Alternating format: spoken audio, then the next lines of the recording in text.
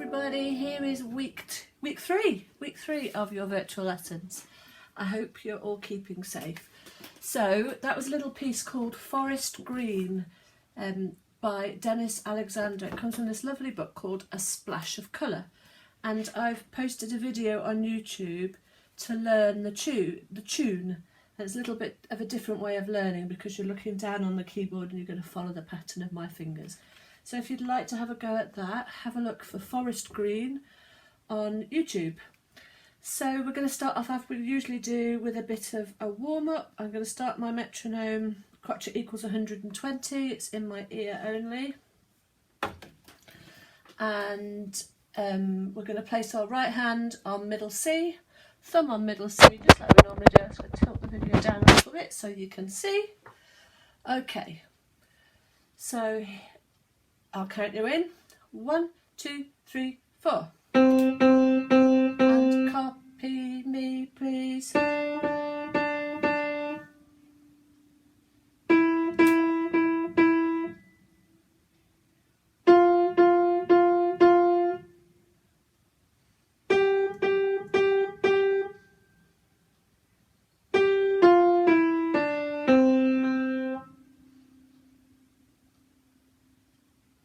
Very good. Let's try our left hand on middle C, and here we go with this one. 1, 2, 3, 4.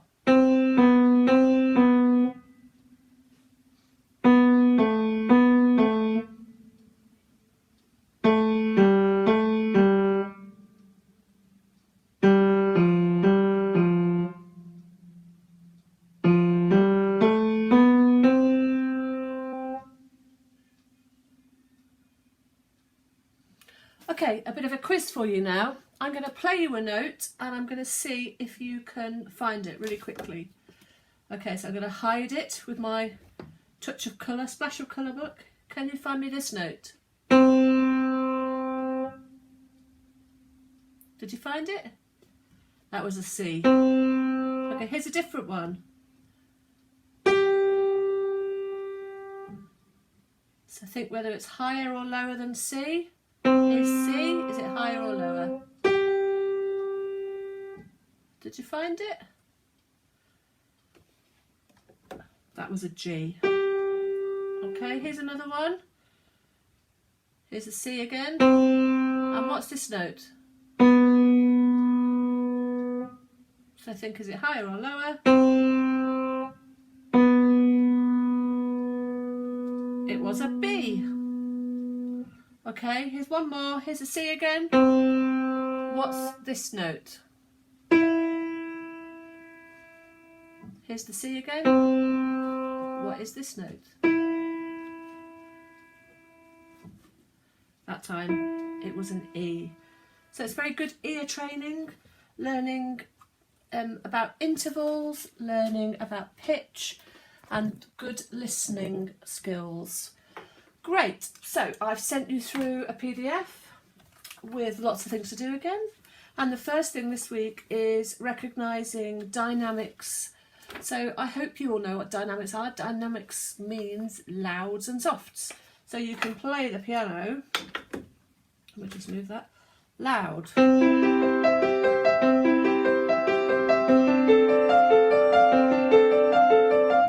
Or you could play the piano quietly.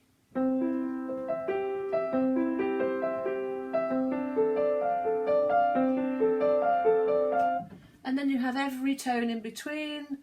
You have louder or you have softer. You have all different grades of dynamics, of louds and softs.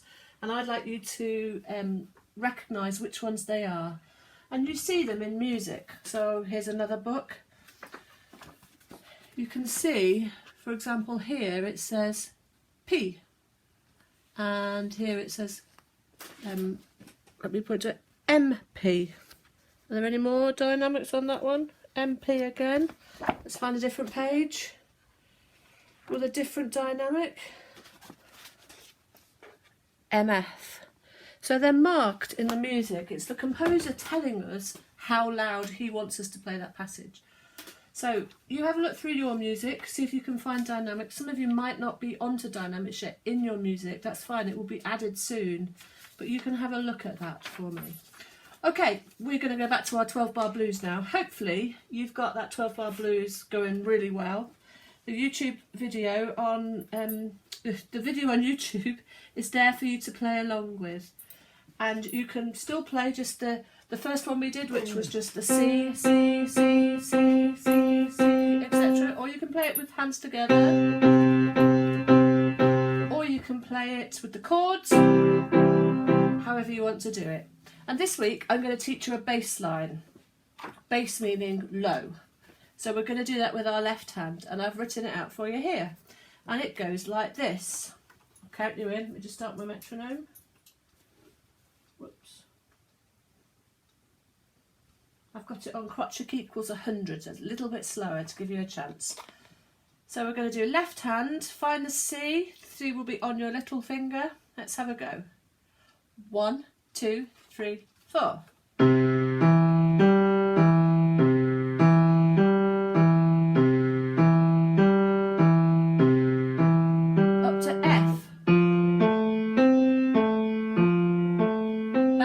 C, up to G, F, down to C.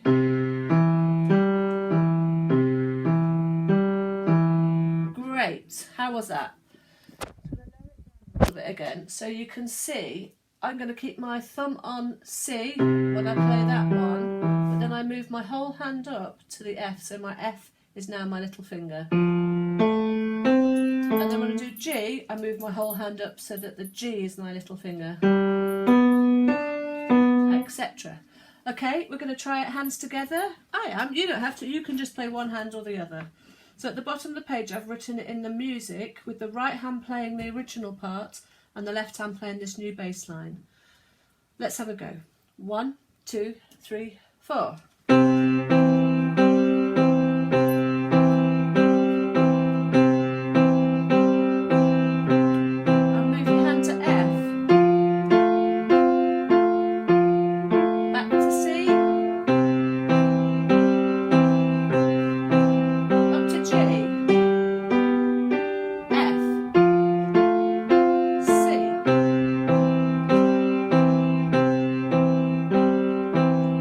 Fantastic.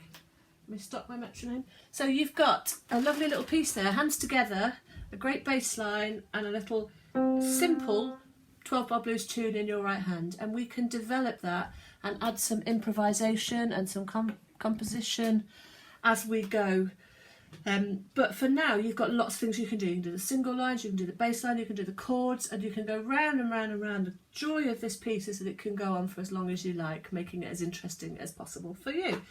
So good luck with that and enjoy 12 bar blues. Then I'm wondering how you're all getting on with your new pieces. So hopefully you can play them hands together now and fluently. So what I find quite often, especially with piano students, is that every time there's a bar line, people pause. So you might have, for example, if I played 12 bar blues, you might play this. And then there's a pause, and then you play the next bar. And then you pause, and then there's the next bar. And it's just our brain catching up, isn't it? It's just us remembering what we're doing and what the next bar is, etc. What we really want with music is that there's no stops. So the bar lines are only there as a guide. We know that from our theory. For a 4/4, that means 4 crotchet beats in a bar, and then there's a bar line. It's just to stop there being a whole row of notes that becomes extremely confusing. So bar lines don't mean stop or pause. They mean there's just one there, because it's just a bar line. But we don't stop. We carry on, etc. So I hope that you're playing it fluently with no stops. So this week I want you to think about dynamics, musicality and storytelling. So dynamics we've already talked about. It's the basic level of playing musically. We don't speak the same. We use different pitches in our voice. We go high, we go low, we speak quietly, we speak loudly, and we tell interesting stories by using our voices or our musical instruments in different ways. So we're going to talk about musicality next and phrases. So when we speak in sentences. If I told you a story, for example, once upon a time there was a little girl called Goldilocks. There would be a full stop there and then a new sentence. And that's the same in music. There's phrases. So phrases are usually 2 bars or 4 bars or 8 bars, 4 usually, or a multiple of 4. And so you can look for them and you want to try and shape those phrases so that there's a start to it, and then perhaps it gets a bit louder and then it goes down again, just like you were telling a story. Not boring. Once upon a time there was a little girl called Goldilocks. We want interest, like once upon a time there was a little girl called Goldilocks. Maybe that's a bit over dramatic, and who knows. So something like in the piece I played you at the beginning, 4 bars. My first sentence of Forest Green goes like this.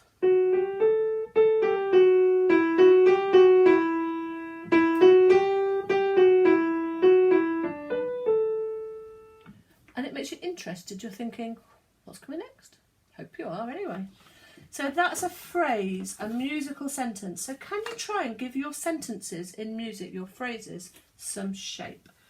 No note should be the same. It's not the same note, even if you're playing the same notes over again. Each one has to be different from the last one to make it interesting. Louder, softer, quicker in the way that you press the key down, or slower. That makes a difference to how the piano is played. Heavier, lighter, all different ways of playing one note. So you add some colour, some shade to make your phrases interesting. And tell the story. So is the story a happy story, a sad story, a surprising story, a scary story, a fast story, a dance, a waltz, a march, a song, all these different things? What is it? I think Forest Green is like a song.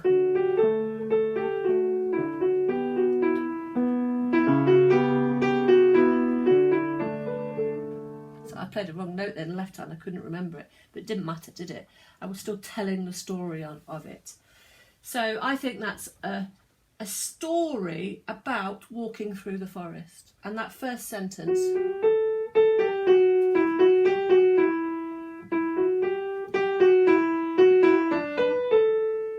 is setting up that something's going to happen. We don't know at this time whether that's going to be a scary thing or a happy thing, or who knows. So good luck with that. Let's tell the story of your pieces. Now some of you might be on keyboards that don't actually do dynamics. So it's really essential that when you have a piano or a keyboard, it has touch sensitive keys. So that means if you play heavy, it sounds different to if you play light. You can play loud and soft. So some of you might not have that at the moment. That's something we need to look into you changing, and it's not a great time to say this now, but really to play the piano you need to be able to do that. So having something that plays loud and soft, a touch sensitive keyboard, is really important. Good luck with your piece. And the final thing that I've asked you to do this week is not some theory, it's a listening challenge. So I've asked you to listen to 3 pieces of music. You can do that via Amazon Music or Spotify, via Alexa or whatever you have, Google Home, YouTube. Just ask parents to help you, please, and ask their permission. And then I want you to write down what you think of those pieces. So they're 3 very different pieces for piano. The last piece is for piano and orchestra. So I would like you to say whether you liked it, what you thought of the style. You don't have to write sentences, you could just write words or draw a picture or something. And it doesn't matter if you did or don't like it, because we all have different tastes. But one of the best pieces of advice I can give you for being a musician is to listen to as much music as you can. So whether it's pop, rock, folk, jazz, classical, opera, whatever it may be, just listen to lots and lots and lots of music. So I'm going to finish by playing you the first one, or certainly a snippet of the first one of these pieces on there. It's called I Giorni, which means the days, by Ludovico Einaudi. And it goes a little bit like this.